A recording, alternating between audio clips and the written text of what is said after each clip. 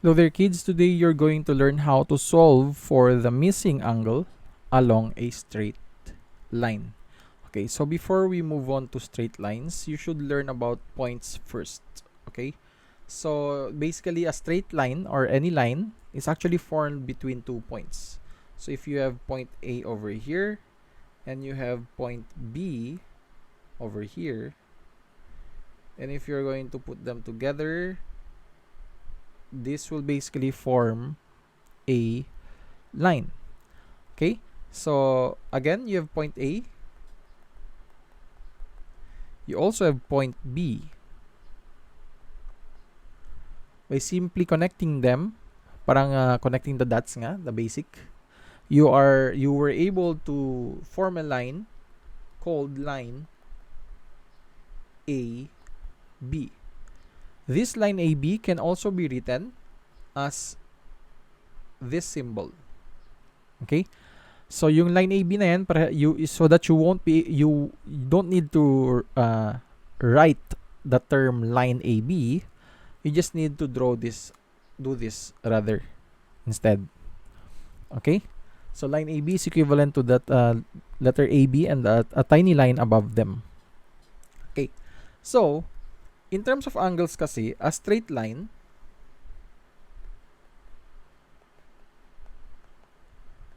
is equivalent to 180 degrees. Okay? And it's always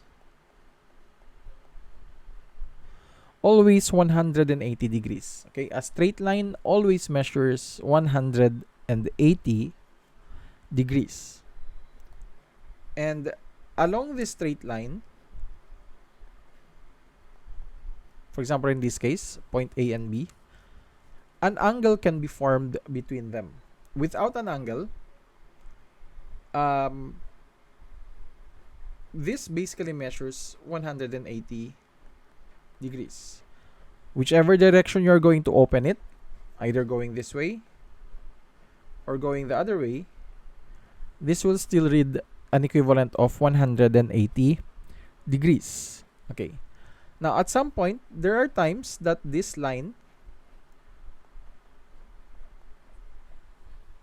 will be split in half at some point. And there will be an additional point.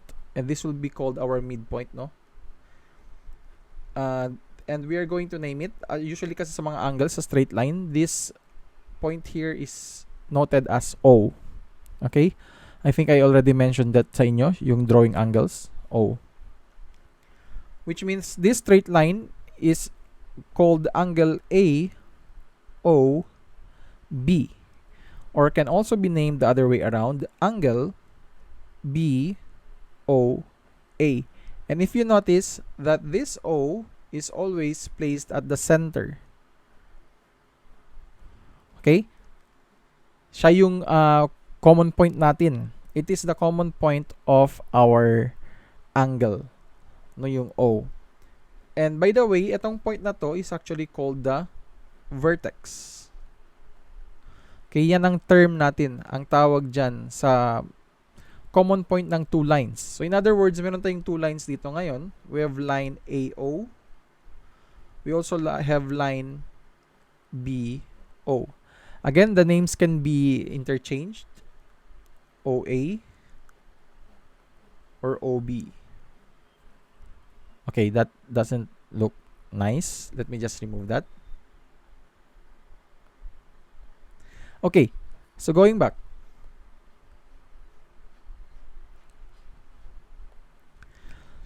Okay, kasi padalang kasi interchange eh. So in that case, I will not write it again. I don't know. I'm smiling right now. Sorry about that. Okay, so anyway, babalik tayo. Vertex ang tawag dyan sa common point nito. Okay. Then again, a recap lang. We have two lines here. Line AO from this point to this point. At saka line BO or OB from this point to this point. Okay. Forming one line, line AB, no? Pero since may point tayo, it now forms an angle which can be named either angle AOB or angle BOA. Okay? So, ganun lang yan. Naming an angle kasi ganun talaga yan. You can basically interchange them. For example, if we have a line here again, sometimes kasi within a line, another point or another line can be drawn. So, for example, ito. You have O here, and let's put this point as letter C. So, if you notice now, we have two angles. From this point to this point, and another one forming from this point going here. So we have now two angles. Okay? And let's try to name these angles. I-name natin tong angles na to. So involving this angle over here, you have points A, O, and C. Okay? Points used here are points A, O, and C.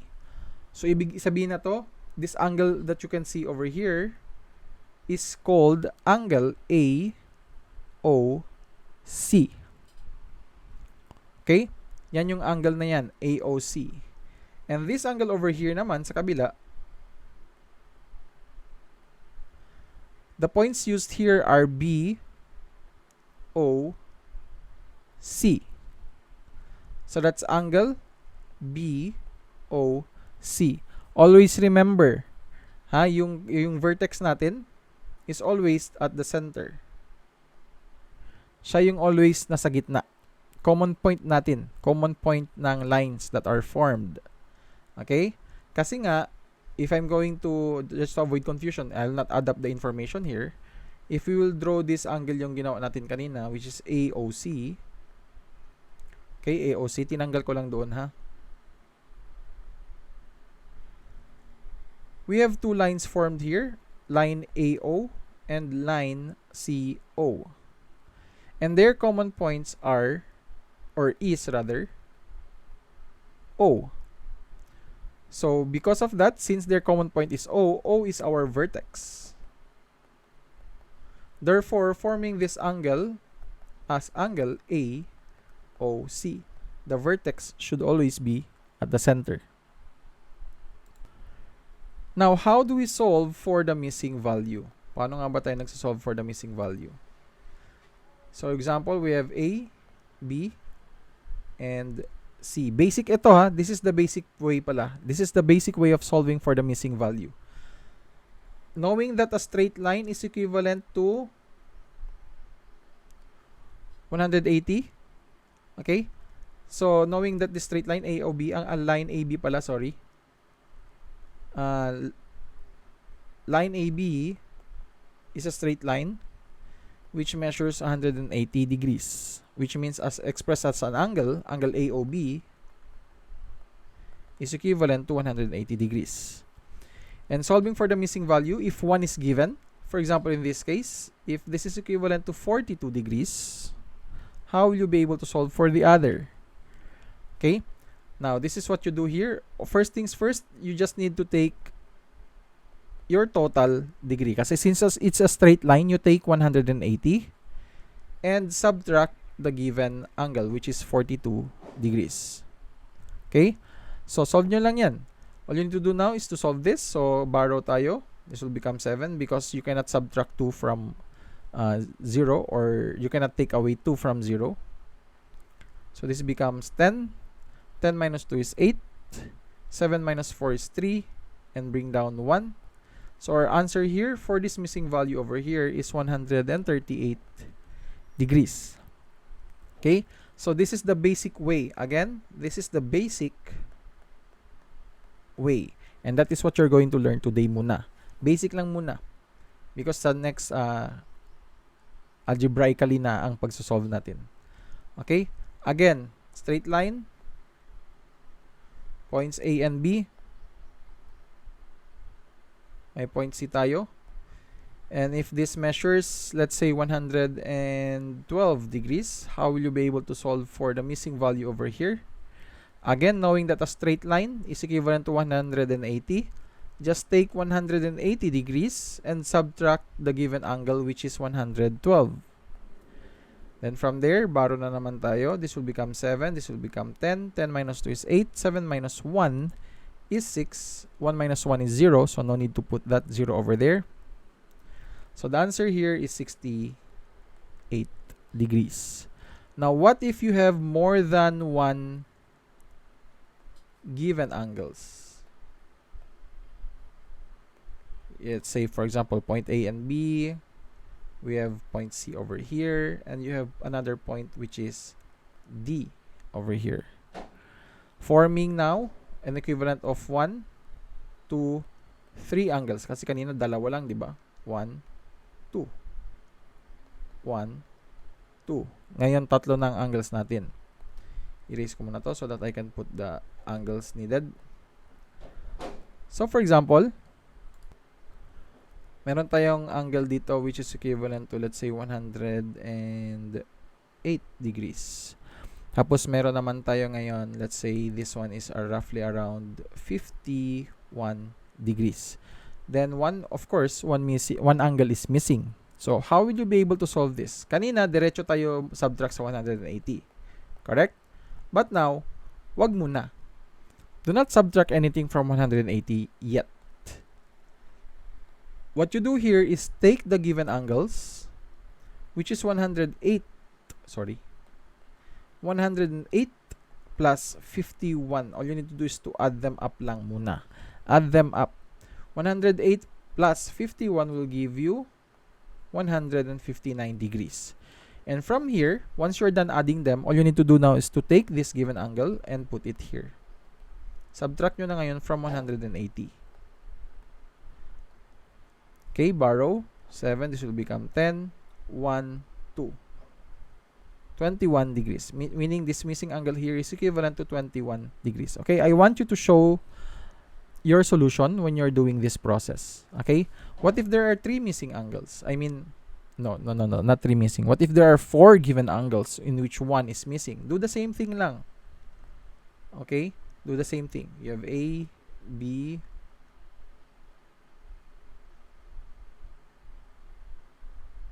okay, C, D, E. Okay, so what if we have, let's say, this is 21 degrees, this is 49 degrees, and this is roughly around, let's say, 64 degrees. Okay, again, normally all you need to do is to subtract it from 180, diba? But in this case, don't. Just like that's the same thing like what you did here. Gather all the given angles. 21, 64, 49. So we have 64, 21, 49. All you need to do here is just to add them all up muna. 4 plus 1 plus 9 will give us 15. Carry over. 6 plus 4 is 10, plus 2, 12 plus 1 is 13. So that's equivalent to 135. Nagkamali pa si teacher. Overlooked, sorry.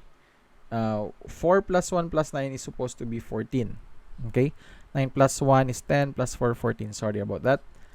Okay. So next, 6 plus 4 is 10, plus 2 is 12, plus 1 is 13. Okay, so correct na to. I apologize for that mistake. Okay? Then we have this now, 134 degrees. All you need to do is not to subtract this now from the total measurement of the straight line, which is 180 degrees. So how to deal with this now? So borrow tayo. 8 will now become 7. 0 will now become 10. 10 minus 4 is 6. 7 minus 3 is 4. Okay, so the answer here now is equivalent to, the missing value here is equivalent to 46 degrees. Okay, so this is then again the basic way on solving for the missing value on a given straight line. Okay, so ganito lang po.